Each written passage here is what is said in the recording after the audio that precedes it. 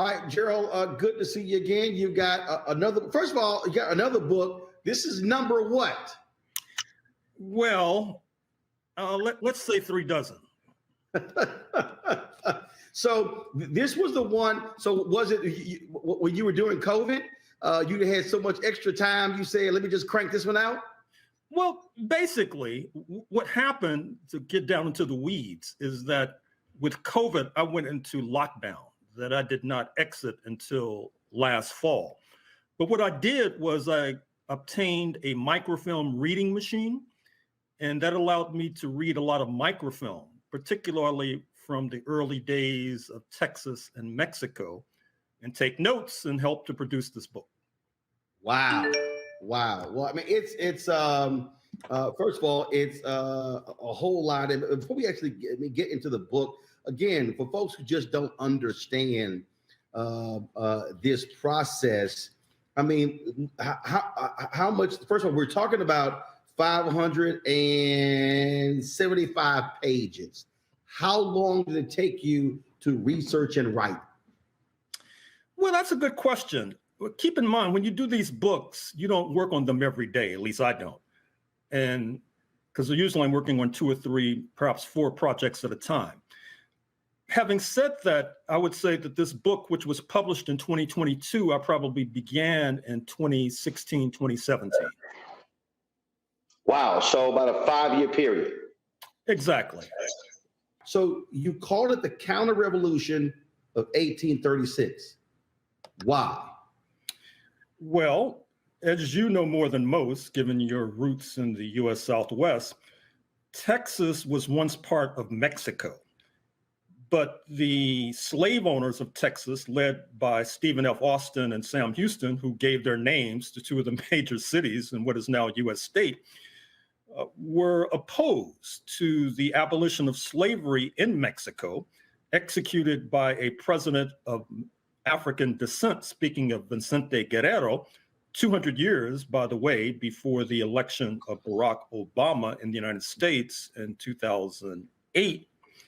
And rather than accede to abolition, they seceded, fought a war, defeated Mexico on the battlefield, not least with armed resistance and supplies from the United States of America, and then began to expand the enslavement of Africans. In fact, when Texas was an independent country between 1836 and 1845, not only could the slave ships of the Lone Star State be found off the coast of Angola and Brazil and Cuba, but as well, keep in mind that these leaders in Texas were so full of themselves that they thought that they could challenge the United States of America, despite the fact that the States of America helped them to solidify their independence from Mexico. So it's a very tawdry tale, at least in the early stages. And I don't feel you can begin to understand why it is that Texas has the largest Black population in the United States of America as we speak, without understanding this history. And I don't think you can begin to understand why Texas plays an outsized role in right-wing politics in the United States of America without understanding the anti-African sentiment that helped to drive independence and then statehood, and without understanding as well the bloody wars against the indigenous population. In fact, even though California might quibble with this point, Texas probably had the bloodiest wars of all against the indigenous population, which at the end of the day helped to create more land and territory for the enslavement of Africans. It's interesting. The other day I was on social media and I came across something that was interesting. There was a brother who did a video to explain why there's a sliver of Oklahoma that's just above the panhandle in Texas. And in the video, he goes, slavery. And again, as a native Texan, I saw that and I was like, wow, I didn't even realize that. Explain that.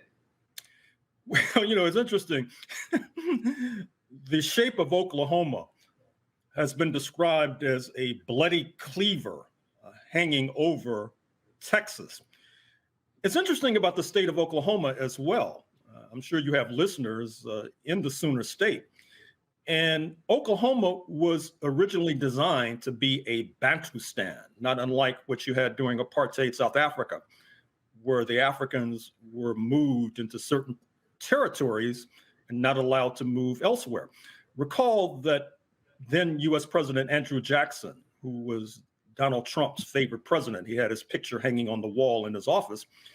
It was Andrew Jackson who now graces the $20 bill, perhaps more accurately, disgraces the $20 bill, who expelled the indigenous population of the Southeast quadrant of the United States, present-day Georgia, the Carolinas, Tennessee, and told them they could live in this Bantustan, Indian territory, for as long as the water shall flow and the grass shall grow. And what's interesting about some of these indigenous populations, particularly the Cherokee, was that they were willing to accommodate themselves and assimilate to Euro-American society, converting to Christianity, becoming sedentary farmers, up to and including enslaving Africans, by the way. And so when they were expelled, they brought their enslaved property with them to Indian territory. But alas, as you know more than most, Black people in North America have a penchant for rebellion, and they began to rebel against Native American territory. And it was very difficult for them because they had to cross Texas territory to get to freedom in Mexico.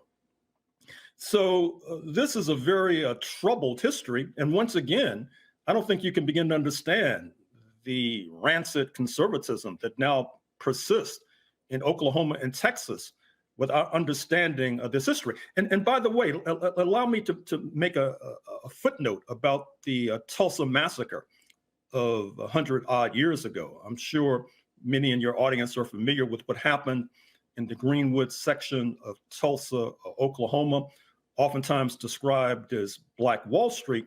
And to the extent that the nickname is accurate, you have to trace it back to the slavery days. You have to trace it back to 1865 when slavery was abolished. And the Indian slave owners were forced to disgorge more of their wealth and property to the formerly enslaved than their Euro-American counterparts. And that helped to create a somewhat relatively lucrative community, affluent community, I should say. And this was too much for many of the settlers. And that led directly to the Tulsa massacre circa 1921, when hundreds were massacred. Their graves are still being uncovered as we speak. Many of them were forced to flee. Some of them left the country. Some of them moved to Canada. So once again, this is a very unfortunate history that needs to be better known. So on the cover here, you have an image of folks being lynched. You have the Texas flag, but you have this Nazi flag. Why? Well, I'm afraid to say that the direction in which the United States is heading right now is very perilous.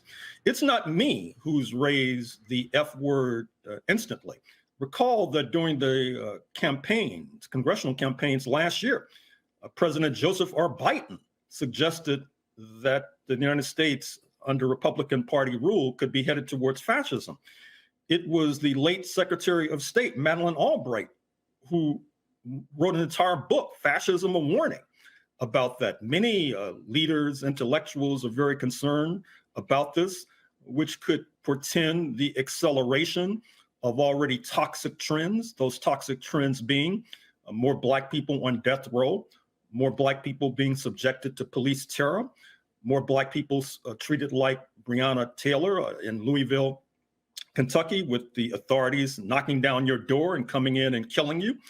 And so what I'm arguing in this book is that to the extent that we are worried about the rise of fascism in the United States, which once again would just be an acceleration of already existing trends, we have to understand that Texas in particular has created fertile soil for the rise of fascism, given the fact that it was a premier state for enslavement.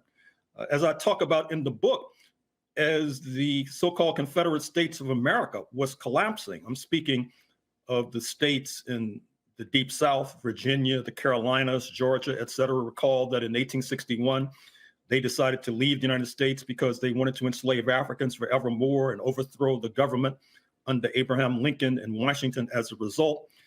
As their dream was collapsing, you saw that many enslavers began to move en masse to Texas with their property in tow because they felt that Texas had the best chance of surviving and basically continuing slavery.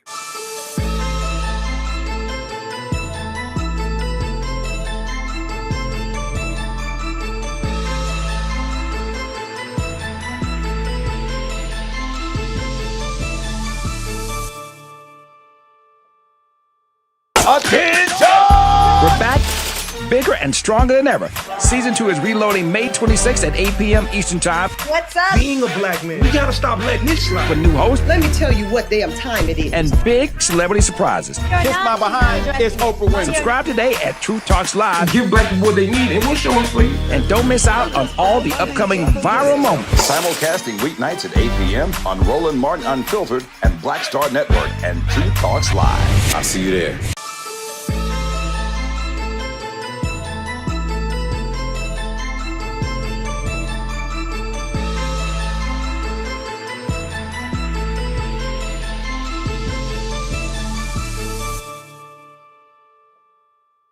There's a story about Juneteenth that I could tell if we have time that helps to illustrate that point. Yeah, we got time.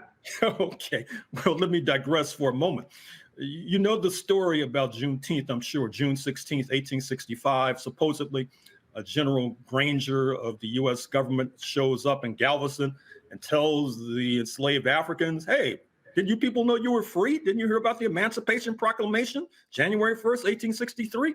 Well, that's more or less a fairy tale because the Emancipation Proclamation issued by President Lincoln did not apply in jurisdictions that Lincoln did not control. It would be as if the U.S. Congress passed a resolution saying that slavery is abolished in, let us say, Mauritania and Northwest Africa. Well, unless the U.S. Congress put boots on the ground in Northwest Africa, and I don't want to put ideas in their head, given their propensity for intervening in foreign lands, unless they put boots on the ground, that would just basically be a paper resolution. And that was the impact and effect of the Emancipation Proclamation until General Granger and his troops showed up to enforce the Emancipation Proclamation. The Africans in Galveston, they knew about the Emancipation Proclamation, but what could they do? They were being forced at gunpoint to work for free. But what happens is that during the period of the U.S. Civil War, 1861 to 1865, a close ally of the slave owners, speaking of France, had seized control of Mexico. This leads to the Mexican-American holiday, Cinco de Mayo, which you may be familiar with, your audience may be familiar with, which celebrates a victory of Mexican opposition forces over the French occupiers. So the idea in Texas and in the Confederate States in general was to retreat en masse to the border area with Mexico, perhaps go back into Mexico and reverse the abolitionist decree that I mentioned a moment or two ago, issued by the Black president, Vicente Guerrero, and continue enslavement of Africans forevermore. But what happens is that the U.S. Army then had a few 100,000 Black men in uniform with guns in their hand. They allied with Mexican opposition forces led by the Mexican national hero, Benito Juarez. Ciudad Juarez, just across the border from El Paso, Texas, is named after him. And they helped to crush the French occupiers. And in fact, that helped to crush the idea that slavery would continue in Mexico in league with Texas enslavers and Virginia enslavers and Carolina enslavers. And one could fairly say that the real Juneteenth is June 19th, 1867, when the Black men with guns in hand, allied with Mexicans also with guns in hand, crushed the French occupiers, and not only crushed the French occupiers, but then execute the French leader in Mexico, Maximilian, on June 19th, 1867. And that brings the United States closer to enslavement, more so than the original story of Juneteenth, June 19th, 1865, which we had been fed. What's interesting about that is because when you look at, again, Texas lore, those of us born and raised in Texas, required to have Texas history in the 7th grade, when we're told about the Alamo and this great story about the fight to save Texas. The Alamo was about slavery. Absolutely. And of course, many of the Euro-American settlers who were, quote, defending, unquote, the Alamo against incursions from Mexican forces were not only enslavers, but in some cases, slave traders.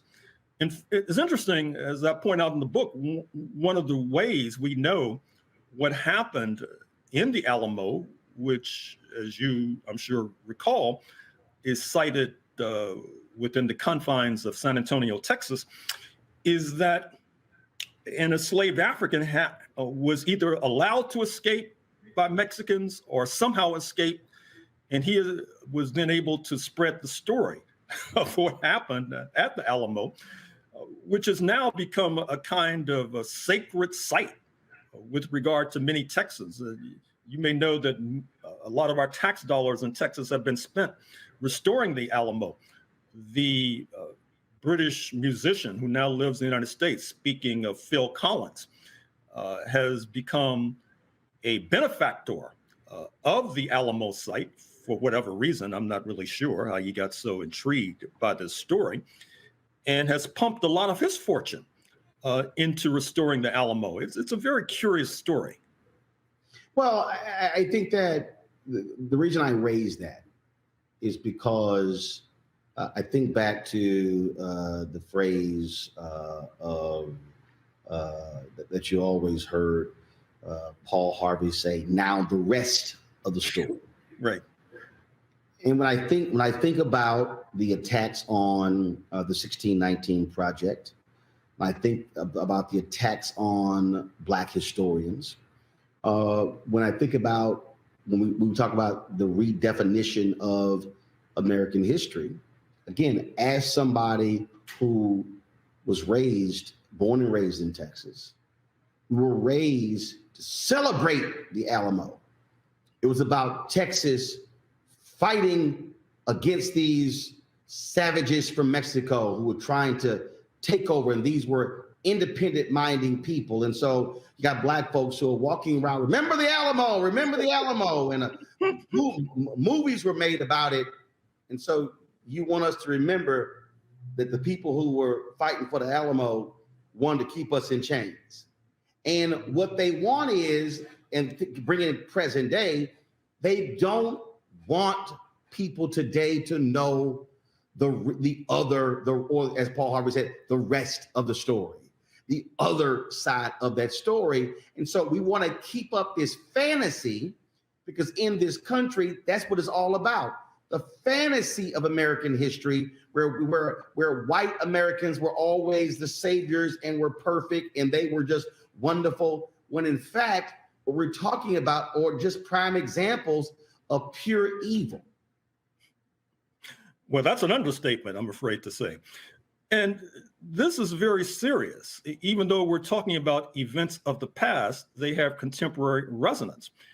That's the only way to explain what's going on in the state of Florida now, with Governor DeSantis, who is now on the verge of declaring that he will be running for the Republican nomination for president against Mr. Trump, has campaigned relentlessly with regard to what he describes as, quote, wokeness, unquote, which in many ways comes down to campaigning against an accurate rendition of Black history. That's why he sought to circumscribe the teaching of advanced placement African American studies in secondary schools in the state of Florida.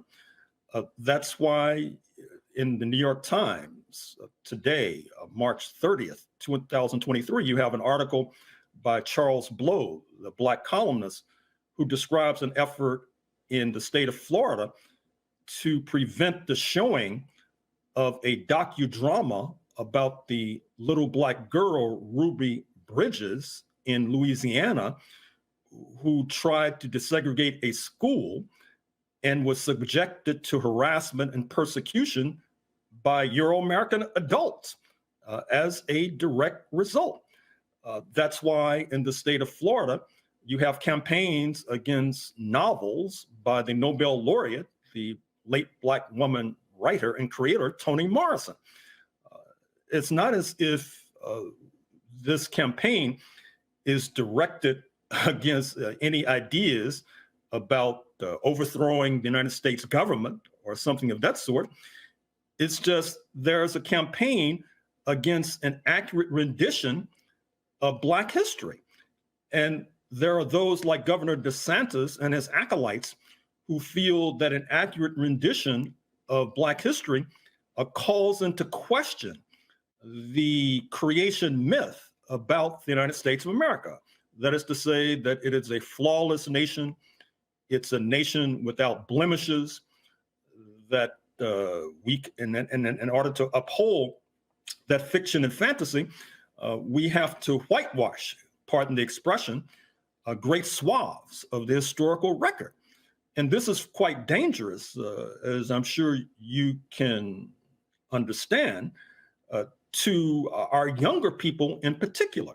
Because on the one hand, they're growing up wondering why it is that they're being harassed by the police, why they're being stopped when they're driving their cars, and others who do not have the same content of melanin or not treated similarly. And if they had a better understanding of the history of this country, they can understand the reality of this country.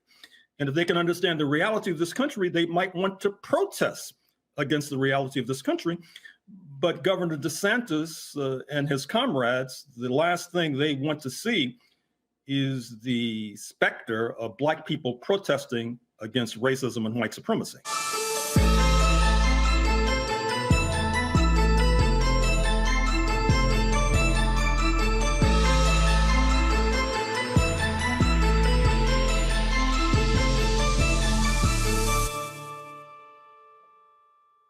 Hello, I'm Isaac Hayes III, founder and CEO of Fanbase. Listen to what I'm about to tell you. The window to invest in Fanbase is closing. We've raised over $10.6 million of our $17 million goal.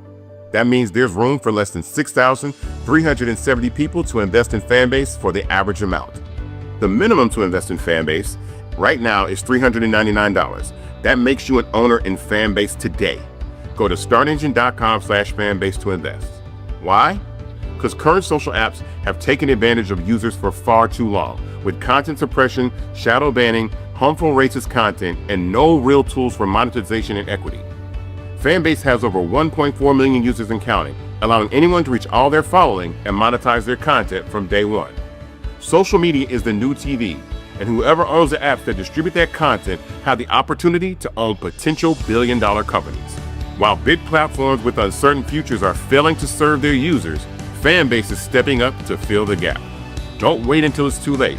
Invest now, invest for yourself and your future. Go to startengine.com/fanbase and own the next generation of social media.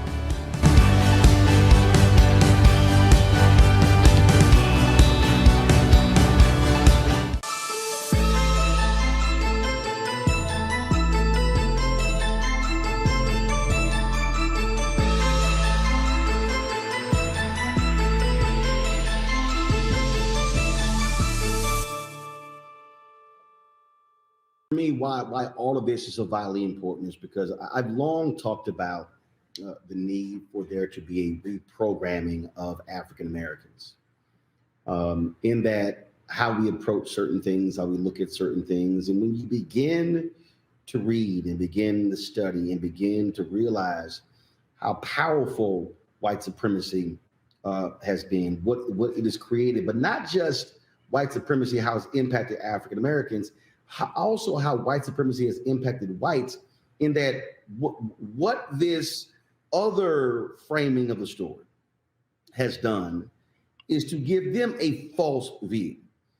And I believe, which was the thesis of my book, White Fear, the reason these white folks, these baby boomers, and some of these Gen Xers are so angry right now is because they can't handle the fact that their white children and their white grandchildren are now hearing the other side of the story. And they're now looking at America in a much different way. And they're now challenging America. And so this effort to attack DEI and critical race theory, to attack anything dealing with race, where you're right, white kid in a government class is uncomfortable when civil rights comes up, so the class is canceled. Let's not show, the language in this movie about Ruby Bridges. We can't have a little young white kids seeing that because they might feel bad when they hear the N-word being spoken, because they might start asking, Grandmama, was that you? And so that's really what we're dealing with. And we're dealing with people, if they say, if we could just stop the Gerald Hornes of the world from writing and teaching and these white kids from learning, then we may hold on to this fallacy as long as we can. And that's really what the aim is. Well, I'm afraid that you're right, but I hope I'm not going out on a limb when I suggest that that is a losing struggle. Because even if somehow the Governor DeSantis of the world were able to circumscribe the teaching of accurate renditions of Black history in Florida, that does not necessarily mean that that particular campaign will succeed in Brooklyn. It does not necessarily mean that it'll succeed in Berkeley or Los Angeles. And given that this is one country, which is wired through broadband, it will not be that difficult for the kids in Florida to get stories from Los Angeles, from Berkeley, and from Brooklyn. And another thing, Roland, I'm on the project, and just before we got on this call, I was looking at reports from Ethiopia in the 1920s, where Ethiopia, of course, at that particular time was one of the few sovereign states, along with Liberia, which was basically a neo-colony in a sense of the United States. And Ethiopia was wielding significant diplomatic influence because it was independent and sovereign. It was being courted by Russia, being courted by France, England, Italy, et cetera. And the leaders were playing off one against another. And the United States was trying to curry favor with Ethiopia. And so they were asking the Ethiopians to send their young people to the United States to study, which the Ethiopians did. But then the young Ethiopians began to complain about Jim Crow and US apartheid, which was worsening the US reputation in Addis Ababa. And so this puts pressure on the United States to move away from that hateful, spiteful system, which ultimately then benefits Black Americans, people like your grandparents and my grandparents. And so once again, in the 21st century, Florida is not an island. It's going to be very difficult for Florida to push through these anti-Black policies, not only in the face of opposition from Berkeley, Brooklyn, and Los Angeles, but also in the face of global opposition from Africans. Now the entire continent virtually is sovereign. The United States actually wants to attract more Black students to campuses here because to this point, the leading foreign students came from China, but now the United States-China relations are headed south. And so they want to replace these Chinese students with African students. But how are they going to do that when Black people are treated so shabbily in this country. So once again, you see this global pressure, this global dynamic, and hopefully that will lead to a reversal of Governor DeSantis's policies. As you were talking, I'm sitting here pulling up various items and how folks are framing different things, describing the Texas Revolution, talking about it was a cause about federalism, it was about freedom, it was about independence. And see, again, those are buzzwords that's very easy to rally around. Yes, we love the idea of being separate and independent and not having Mexican authorities in control of this. But as you laid out, they were abolitionists in Mexico. Mm-hmm. And so you had folks who were angry with that. Just like all these people are just, boy, that Lord have mercy. They really hot at you when you framed the issue with the ending of slavery in Britain as one of the reasons for the American Revolution. And all the historians, oh, absolutely not. It had nothing to do with that. And again, it goes to this denial of the reality of how powerful slavery was. And for the people who who are clueless, it was the principal economic engine of America. And so this to act as if, oh, that was just sort of one part of this is really was really other issues. No, you can't say it was everything. It was the central thing. And so again, what you have are folks who do not want that to be told. And now that we can read, we can research, now that we can write, I use the phrase all the time, Gerald, we are living examples of their worst nightmare. Negroes who can read. And now we can write, and now we can publish, and now we can broadcast. Oh, hell, we are absolutely a threat to this whole system. Well, it's interesting. It's not only that on the verge of the U.S. Civil War, 1860, the investment in the bodies of enslaved Africans was the most valuable investment in this country, more valuable than the railroads and the factories than the mines. It's not only that, but when slavery was abolished in 1865, or per my previous remarks, guaranteed in 1867 with the overthrow of the French occupiers in Mexico, what happened is that those who controlled those billions in property, their property was taken without compensation. Now, interestingly enough, when slavery was ultimately abolished in Jamaica, Barbados, Trinidad and Tobago, etc., the enslavers were compensated. Up until a few years ago, London was continuing to pay off the descendants of the families who owned the enslaved. You know the story, I'm sure, about the abolition of slavery by force of arms in what is now Haiti, and then independent Haiti forced to pay reparations to the enslavers, which has crippled independent Haiti to this very day.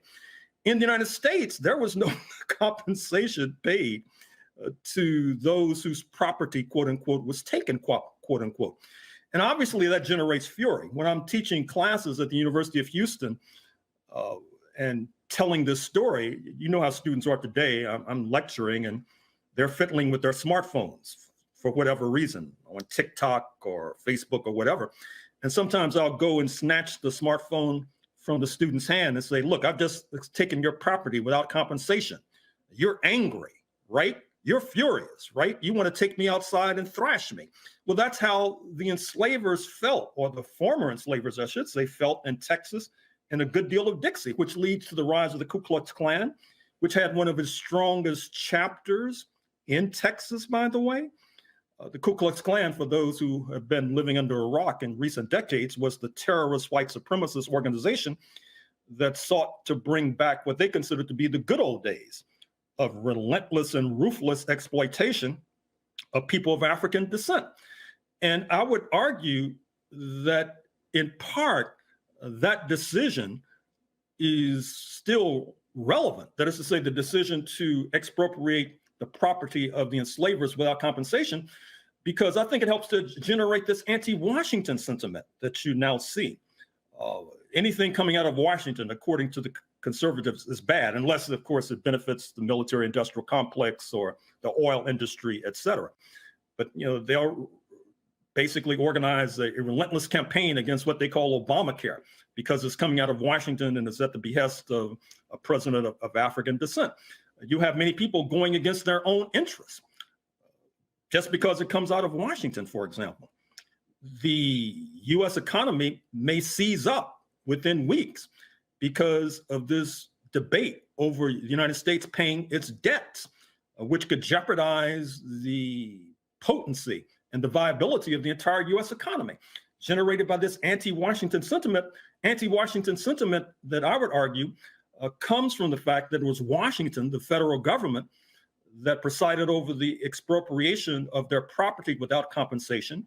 It was Washington, the federal government, that defeated the dream of establishing a so-called Confederate States of America that would enslave Africans forevermore. And until we come to these very basic realizations, I'm afraid to say we're always going to be stumbling around in the dark.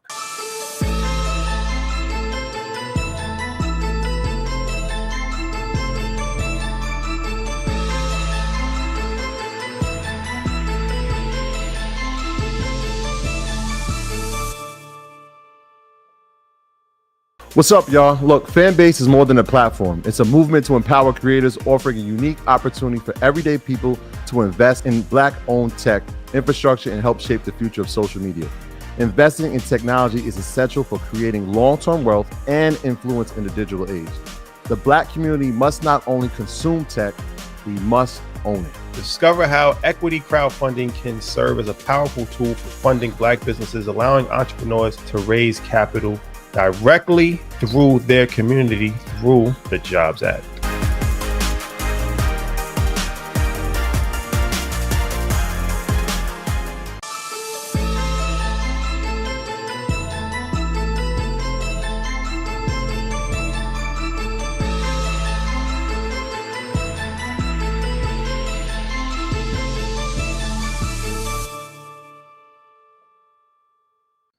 When we talk about the Great Compromise of 1877, which ushers in 92 years of Jim Crow, when we think about even with the state of Texas, the battles there when it came to Thurgood Marshall and NAACP and others trying to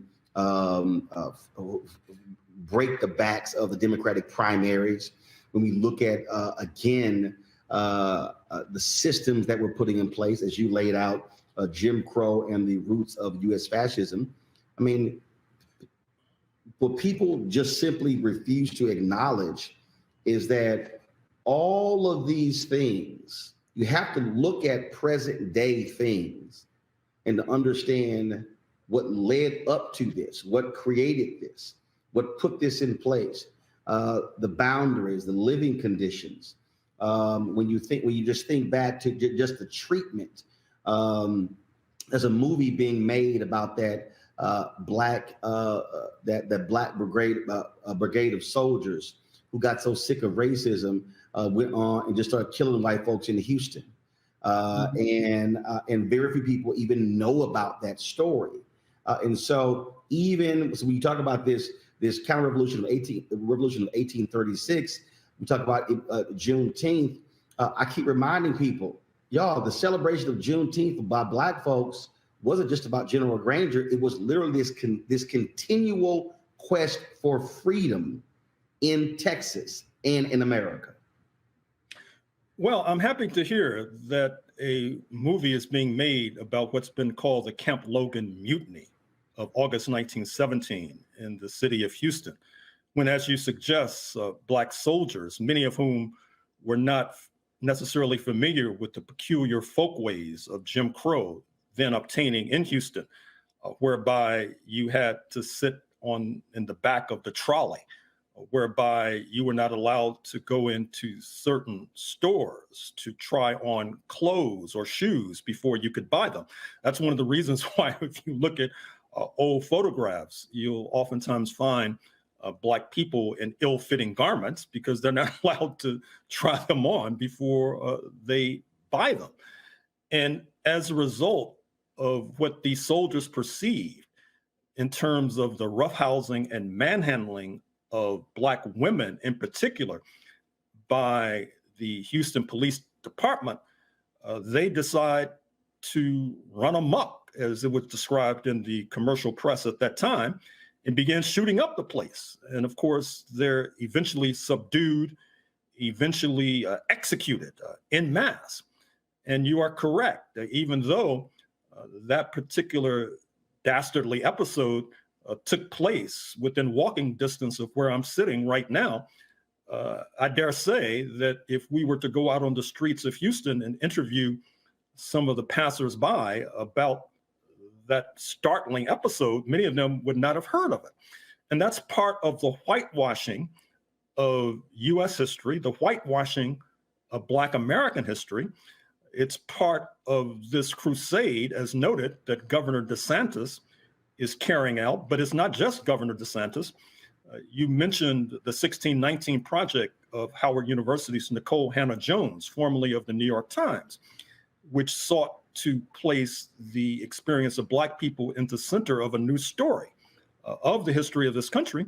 It led to Mr. Trump, when he was president, and paneling a so-called 1776 commission. I understand that Texas has an 1836 commission to try to rebut particular narratives that seek to tell a truer story of the history of this state, such as represented in the book we're discussing now. And I think, as noted, that those who are seeking to rewrite history, or I should say more accurately, whitewash history, that they should recognize that I trust and I hope that that is a losing gambit. It's a fool's errand, and it will not end well. So as we were talking, because I remember it was during the pandemic that I had read about this, and the movie actually was done. It was called The 24th. It's streaming on Amazon Prime, and so it actually was released. It's a fictionalized version of what took place, but the movie is called The 24th. So yeah, it was. So I'll have to check that out a little bit later when I pull up Amazon Prime. A few minutes left here. I always ask you this question. I ask every author this question. I think when we talked about I never forget when we talked about because you brought up the Juneteenth piece. And matter of fact, I'm going to deal with that before I go to the other question. Because when we talked, the previous book about boxing, you told the story that I was even shocked, and you said it blew you away when you found out that when General Granger showed up, he had some brothers with him. Oh, absolutely. Oh, absolutely. As a matter of fact, the Houston Chronicle in 2021, when they were marking Juneteenth, Houston Chronicle, of course, is the major newspaper in this part of Texas. They suggested that with General Granger was a brigade of soldiers, 75% of whom were African descent. And there's another story, too, to show you how Black history works. The French, as you know, continue to be major neo-colonizers in Africa. That was beginning during the time when they seized Mexico. So from their colonial perch in what is today's Chad in Africa, they dispatched hundreds of soldiers across the Atlantic to bolster their collapsing regime. And so you had Black soldiers on both sides of the barricades, Black soldiers with General Granger, with the Washington government seeking to repulse the enslavers.